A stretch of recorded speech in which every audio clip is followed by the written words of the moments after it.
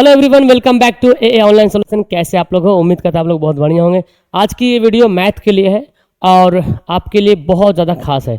ये वीडियो में मैथ का इंपोर्टेंट 30 क्वेश्चन करने वाले 30 क्वेश्चन। तो बच्चों, अगर आप लोग मैथ की तैयारी कर रहे हो बेहतरीन ढंग से तो ये 30 क्वेश्चन को जरूर से बनाना। और मैं देखना चाहूँगा बच्चों आप लोग तैयारी सहज कर पा रहे हो या नहीं कर पा रहे हो। लाइव नहीं आने का कारण है कि वाईफाई में थोड़ा प्रॉब्लम हो रहा है, इसलिए मैं वीडियो रिकॉर्ड करके डाल रहा हूँ। मकसद है कि क्लास छूटना नहीं चाहिए, आपकी तैयारी होती रहनी चाहिए, रिवीजन होते रहना चाहिए। तो नाउ लेट्स स्टार्ट। तो देखते हैं कौन ऐसे बालक या बालिका यहाँ पे है जो कि 30 में 30 बनाता है। तो चलो शुरू करते क्लास को, है ना। मैथ का क्वेश्चन बैंक वाला क्लास। ये बच्चे जो बच्चे न्यू होंगे, जो पहली बार देख रहे होंगे वीडियो, या तो जो हमारे क्रैश रफ्तार बैच में नहीं जुड़े हैं, ये फी अभी 8 नवंबर के लिए, 8 नवंबर तक जो है ना, 8 नवंबर तक इसका फी हो गया 299। तो आप ज्वाइन होना चाहते हैं तो ज्वाइन हो सकते हैं। बेहतरीन ढंग से क्लास हो रहा है और बेहतरीन ढंग से अभी भी तैयारी कर सकते हैं, ठीक है। वैसे क्रैश कोर्स हमारा 199 में आता है, उसमें भी आप ज्वाइन हो सकते हैं। चलिए क्लास की शुरुआत करते हैं। पहला क्वेश्चन आपके सामने दिख रहा होगा और सारे बच्चे बनाएंगे क्वेश्चन को। सबसे पहला क्वेश्चन है, अगर किसी को मैथ से डर लगता है तो ये वीडियो आप देख लीजिए। मैं बोलूँगा ना, आपको मैथ से मोहब्बत हो जाएगी, सच्ची वाली। तो ध्यान से देखिएगा। सबसे छोटी अभाज्य संख्या कौन है? आभाज्य संख्या पता है किसको कहते हैं? जो संख्या एक से कटे, खुद से कटे, किसी और से ना कटे। जैसे 2, 3, 5, 7, 9 तो करता है, 11। तो सबसे छोटी कौन हो गया? 2।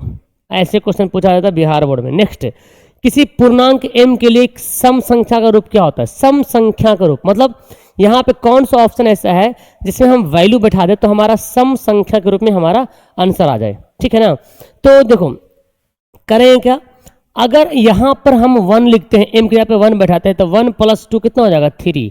तो 3 तो विषम हो गया, ये काम नहीं करेगा। यहाँ पर m के यहाँ पे 1 लिखते हैं, 2 × 1 तो 2 एकम 2 1 3। तो पहले ही बार 1 बैठाने पे ही हमारा विषम संख्या आ रहा। सवाल बोला जा रहा सम संख्या, यहाँ पे बैठाएंगे तो विषम आएगा।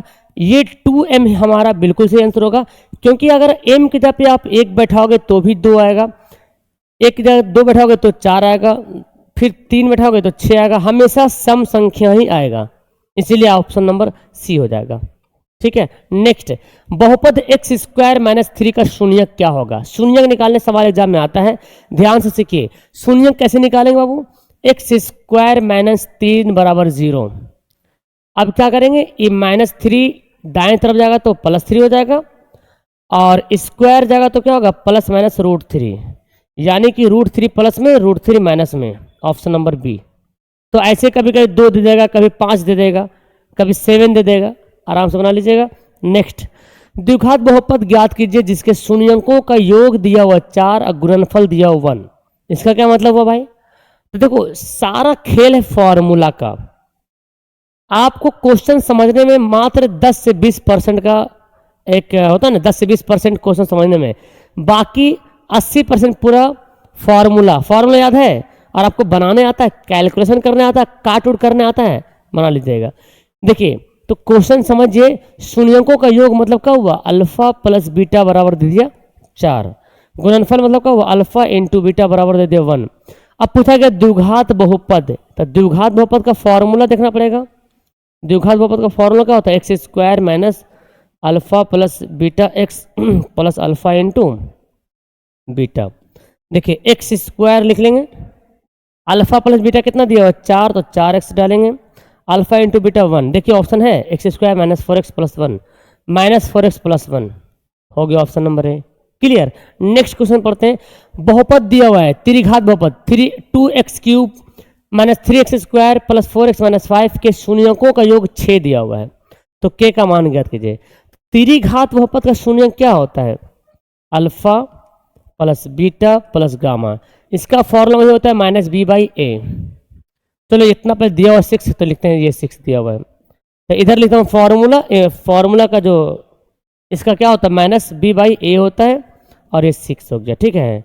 यहाँ पे b कौन है? तो देखिए x³ का यहाँ पर त्रिघात बहुपद में x³ का गुणांक ये वाला a कहलाएगा, यहाँ तक कहलाएगा b, ये c और ये d, ठीक है। तो बी कौन हो गया, -3k हो जाएगा बी। तो माइनस तो पहले से दिया हुआ है, और ए का मान कितना है 2, क्रॉस गुना कर दो, माइनस प्लस 3k, 6 दूना 12, के बराबर 12/3 और 3 चौके 12, है ना, ऑप्शन नंबर डी। चलिए नेक्स्ट पढ़ते हैं। दो चरों में एक घातीय समीकरणों के ग्राफ यदि प्रतिच्छेदी हो, ग्राफ कैसा हो, ग्राफ होना चाहिए प्रतिच्छेदी। अगर ग्राफ प्रतिच्छेदी, देखिए तीनों समझिए, अगर बोलेगा ग्राफ प्रतिच्छेदी हो, यानी कि इसको बोलेगा प्रतिच्छेदी जो आपस में काट रहा है, तो सिर्फ एक हल होगा, ठीक है ना। अगर ग्राफ हमारा समांतर हो, समांतर मतलब होता है ऐसे दो लाइन बनेगा, तो होगा कोई हल नहीं। अगर हमारा ग्राफ समपाती हो, समपाती मतलब एक ही लाइन पर दूसरी लाइन जा रही है, तो होगा हमारा अनंत हल।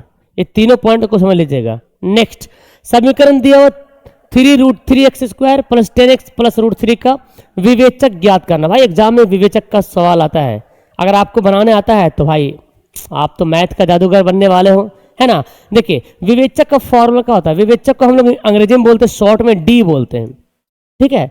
अब डी का यानी कि विवेचक का फॉर्मूला होता है b² - 4ac। b का मान कितना है बाबू 10 है,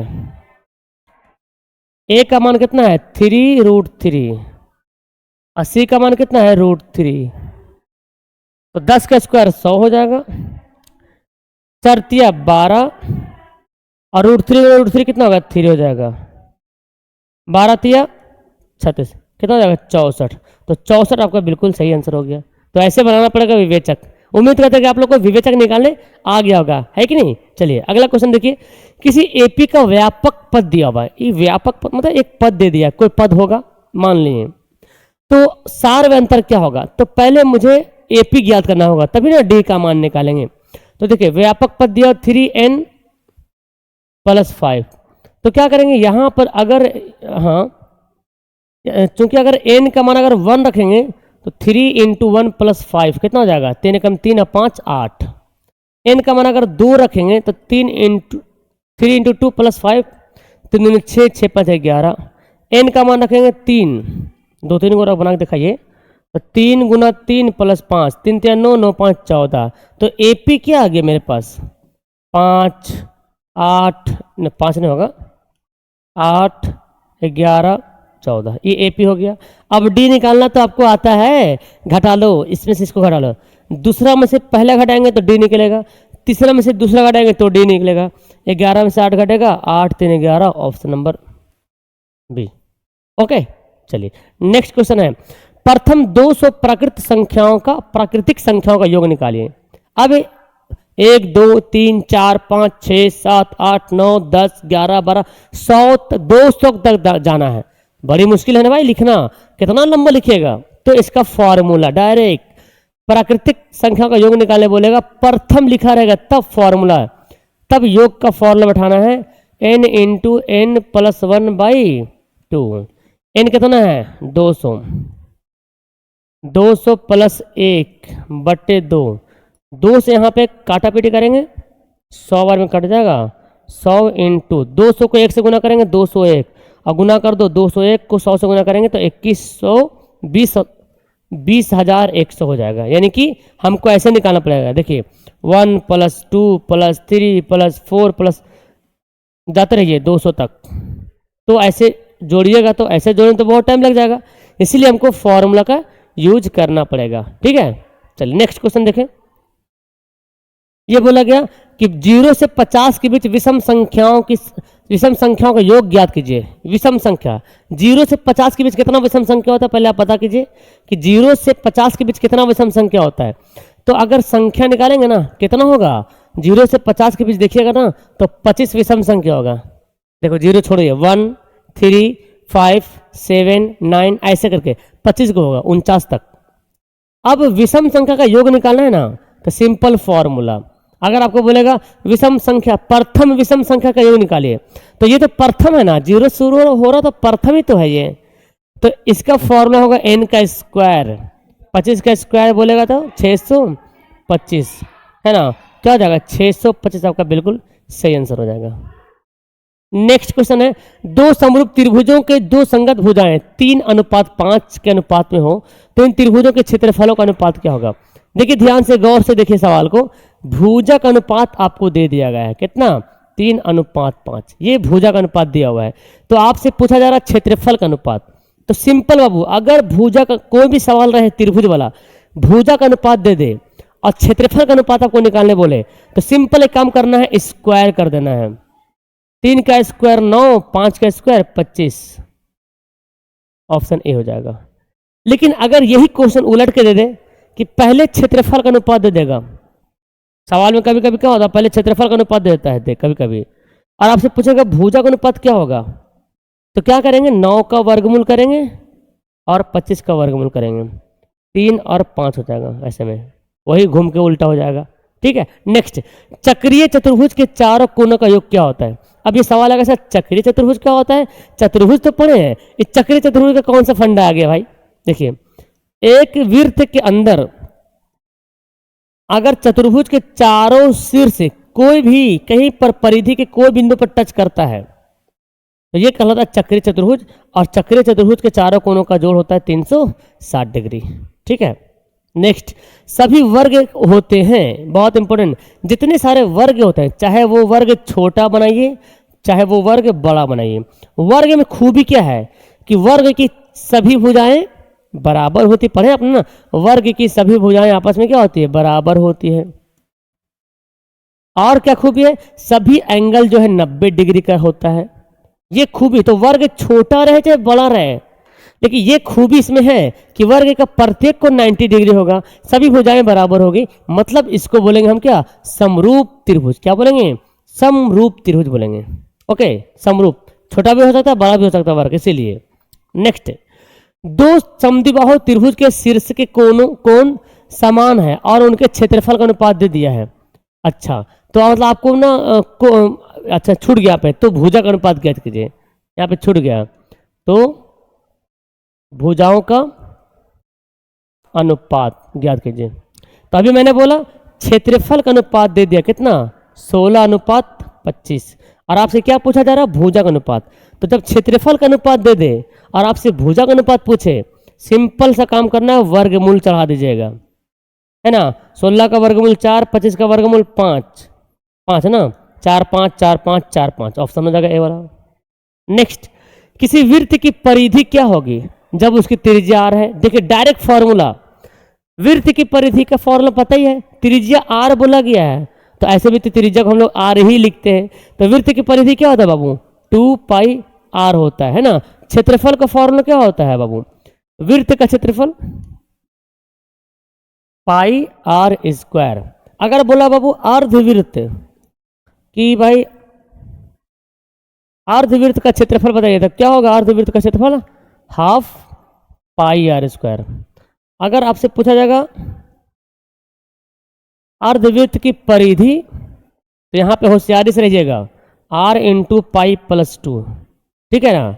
देखो वृत्त की परिधि 2πr और अर्धवृत्त की परिधि r × π+2, तो थोड़ा होशियार यहां पर रहना पड़ेगा आपको। नेक्स्ट, 7 सेंटीमीटर त्रिज्या वाले वृत्त के अर्ध परिधि ज्ञात कीजिए। लीजिए अभी मैंने फॉर्मूला बताया और सवाल दे दिया गया, त्रिज्या 7 सेंटीमीटर है और क्या पूछा जाएगा अर्धवृत्त, है ना, वृत्त के वही बोला गया अर्ध परिधि, वही वृत्त के अर्ध परिधि मतलब वही होगा r × π+2 फॉर्मूला। अब बैठा दीजिए, r का मान 7 दिया हुआ है, पाई का मान 22/7 दिया हुआ है, एलसीएम ले लीजिए भाई, 22 + 7 दूनी 14, 22 और 14 कितना हो जाएगा 36/7, और यहां से 7 को 7 से काट दो, हो जाएगा 36। क्या हो जाएगा 36, ऑप्शन नंबर बी। ओके, चलिए अगला क्वेश्चन है, अर्धवृत्त का कोण कितना डिग्री होता है। ये बहुत ही ज्यादा इंपॉर्टेंट है, इसको समझना बहुत ज्यादा इंपॉर्टेंट है।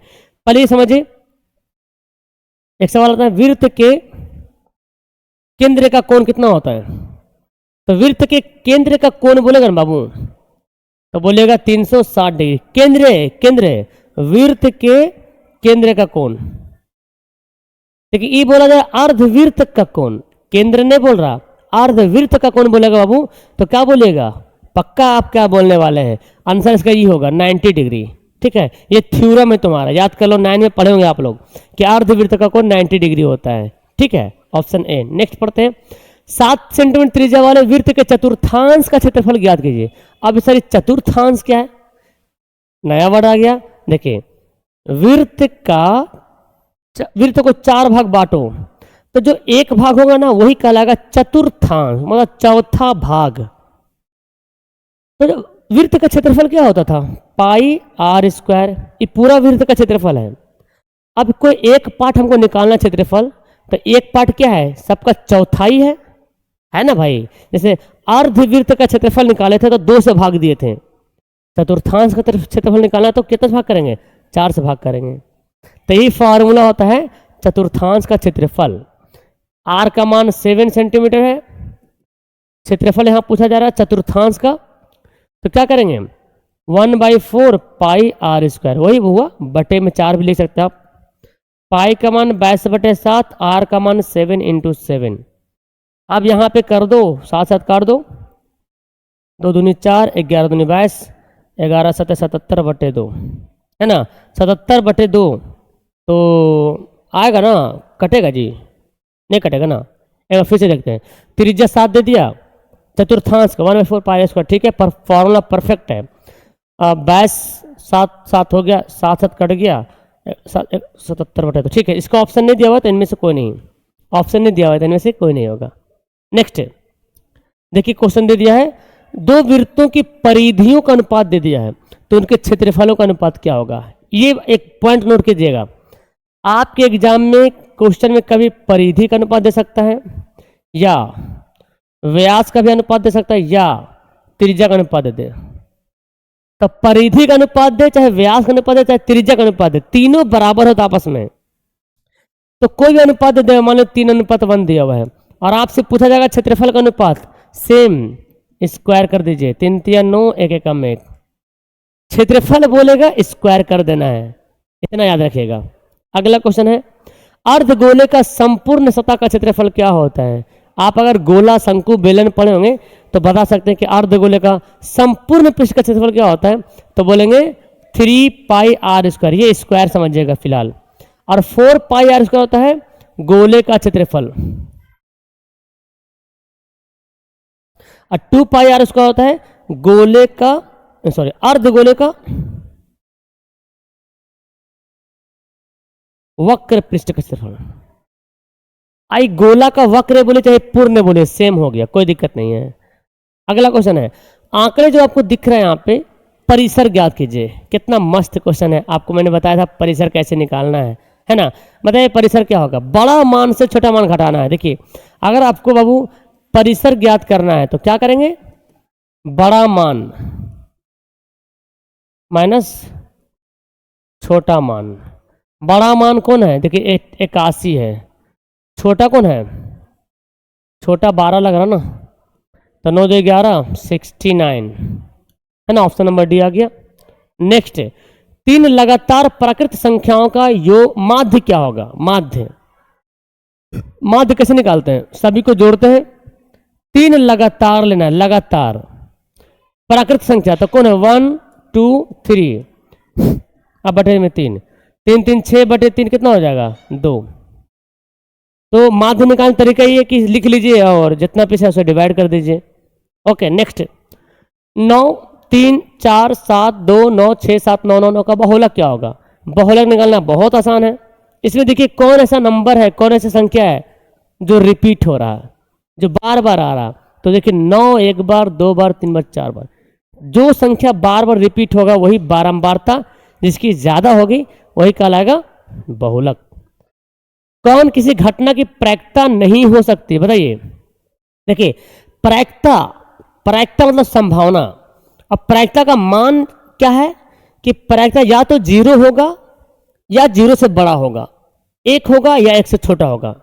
ठीक है ना, यानी कि माइनस में नहीं होगा और 1 से ज्यादा भी नहीं होगा प्रायिकता। ठीक है ना, 0 होगा प्रायिकता, या तो 0 से बड़ा होगा या 0 के बराबर होगा, या प्रायिकता 1 से छोटा होगा या 1 के बराबर होगा। तो यहाँ पे देखिए सब प्रैक्टम है। 6 देखिए 1 से बड़ा ना है, 1 से बड़ा प्रैक्टा नहीं हो सकता है, और माइनस में प्रैक्टा नहीं हो सकता। ये 2 पॉइंट याद कीजिए, माइनस में रहेगा प्रैक्टा नहीं होगा, 1 से बड़ा रहेगा प्रैक्टा नहीं होगा। प्रैक्टा का न्यूनतम मान कितना होता है? तो प्रैक्टा का न्यूनतम मान होता है 1, और आपसे पूछा जाएगा प्रैक्टा का अधिकतम मान कितना हो, सॉरी प्रैक्टा का न्यूनतम मान होगा 0 और अधिकतम मान बोला जाएगा तो क्या होगा 1। ठीक है, नेक्स्ट, सूर्य का उन्नयन कोण जब किसी सीधे खड़े खंभों की छाया उसकी ऊंचाई के बराबर हो। तो बहुत सिंपल क्वेश्चन है, जब आपको खंभे की ऊंचाई और छाया की लंबाई आपको दे दे, तो ये बोला जाए जब सीधे खड़े खंभे की छाया, यानी कि खंभा ये है और छाया ये है, और उसकी ऊंचाई मतलब खंभे की ऊंचाई जितना है ना, ये जितना ऊंचा है उतने लंबा छाया है। मतलब अगर ई x मीटर है तो ई भी क्या है, x मीटर है। तो याद रखिए इस बात को कि अगर खंभे की ऊंचाई और खंभे की छाया की लंबाई बराबर होगा तो ये एंगल हमेशा 45 डिग्री होगा। इस बात को नोट कर लीजिए। और ऐसे भी देख लीजिए, अगर ये 45 डिग्री दे दिया, अब बोला ये 20 डिग्री, तो ये भी क्या होगा 20 होगा। ये 50 डिग्री, तो ये भी क्या होगा 50 डिग्री। कब? जब एंगल 45 डिग्री होगा तब। नेक्स्ट, एक रेखा जो वृत्त को 2 बिंदुओं पर प्रतिच्छेद करती है, वृत्त के 2 बिंदुओं को प्रतिच्छेद आर पार करती है। देखिए ये एक रेखा है, अगर हम इसको ऐसे करेंगे ना तो ये कहलाएगा जीवा। क्या कहलाएगा? ये कहला जाएगा जीवा कहला जाएगा। लेकिन अगर हम ऐसे करते हैं ना, एक बिंदु को खाली टच करेगा ये वृत्त बिंदु, तो इसको बोलेंगे स्पर्श रेखा।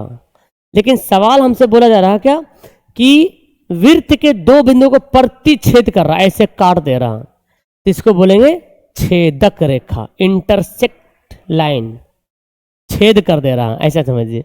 अगला क्वेश्चन है, सेक ए गुना कॉस ए बराबर क्या होता है? देखिए formula, sec A Guna cos A क्या होता है? सेक ए इंटू कॉस ए। चलिए कोई बात नहीं, कॉस का फॉर्मूला क्या होता है? 1/सेक होता है। सेक से कटेगा एक बार में। वैसे भी सेक ए इंटू कॉस ए 1 होता है, आपको याद ही होगा। अगला क्वेश्चन बनाइएगा, tan थीटा बराबर √3 है तो थीटा का मान निकालिए। देखिए tan थीटा बराबर √3 है तो थीटा का मान क्या होगा? देखो ध्यान से, तो क्या करेंगे भाई, tan के फॉर्मूला में √3 आता है तो बोलेंगे हाँ सर आता है tan 60 डिग्री। tan कटेगा, थीटा बराबर 60 degree. And the last question, इसके बाद मिलेगा आपको होमवर्क। cot 90 माइनस थीटा क्या होता है? तो cot 90 माइनस थीटा होता है tan थीटा। मुझे उम्मीद है कि आप लोग पूरा में पूरा बनाए होंगे, 30 में 30 बनाए होंगे। तो पहले आप कमेंट कीजिएगा सर हमने इतना बनाया है, इतना सही किया है, और आपको मैं एक होमवर्क दे रहा हूँ, इस होमवर्क का आंसर सही सही बताना है। ठीक है, होमवर्क का आंसर सही सही बताना है। होमवर्क ये है, होमवर्क मैं आपको नॉर्मल होमवर्क देता हूँ। चलो होमवर्क में दे रहा हूँ 12, ये लिखो, tan square 45 degree plus into sine square 45 degree into sec square 45 degree का मान निकालें। इसका आप लोग आंसर कमेंट कीजिएगा। tan स्क्वायर 45 गुना साइन स्क्वायर 45 गुना सेक स्क्वायर 45 का वैल्यू क्या होगा? अगर आप पढ़े त्रिकोणमिति तो इसका आंसर कमेंट कीजिए, और फिर इसका मुझे कमेंट करके बताइए कि आपने कितना सही बनाया। और किसी को रफ्तार बैच में ज्वाइन होना है, 8 नवंबर तक लास्ट डेट है, 299 का फी है। इसके बाद इसका फी 349 जो था वही होने वाला है। ठीक है ना। और फिर एक और मैं बात बता दूं, आपके अगर कोई भाई बहन जो अभी 9 में है, 10 में पढ़ने वाले हैं, तो उसके लिए एक नया बैच है, जुनून बैच है ना, जो कि लॉन्च हो चुका है। आप एडवांस में एडमिशन करा सकते हैं। इसका रियल फी है 499, लेकिन 28 फरवरी तक, यानी कि आपके एग्जाम तक, इसके पहले कोई बच्चा जुड़ेगा, एडवांस एडमिशन लेगा तो लगेगा 399। तो आपका कोई भाई बहन दोस्त हो, ये नंबर यहाँ पे जो दिख रहा है, नंबर नहीं दिख रहा, नंबर पे 8210423200, ये हमारा मोबाइल नंबर है। इस पे आप जो है कॉल कर सकते हैं और बच्चों को जुड़वा सकते हैं। ठीक है ना। और बेहतरीन ढंग से क्लास हुई, जैसे रफ्तार बैच की क्लास हुई, इससे भी और बेहतरीन ढंग से क्लास वहाँ पे होने वाली, क्योंकि डे बाय डे क्या होता है, इंप्रूवमेंट आते रहता है ना। तो और बेहतरीन ढंग से क्लास होगी। बहुत ही मिनिमम फी है, वरना फिर 499 लगेगा, बट ये भी कोई खास नहीं है। बट अभी जो एडवांस में एडमिशन लगा उसके लिए ऑफर है। ओके, चलिए तो आप लोग कमेंट कीजिएगा, दोस्तों को शेयर कीजिएगा video. Okay, that's all, thank you everyone, bye bye.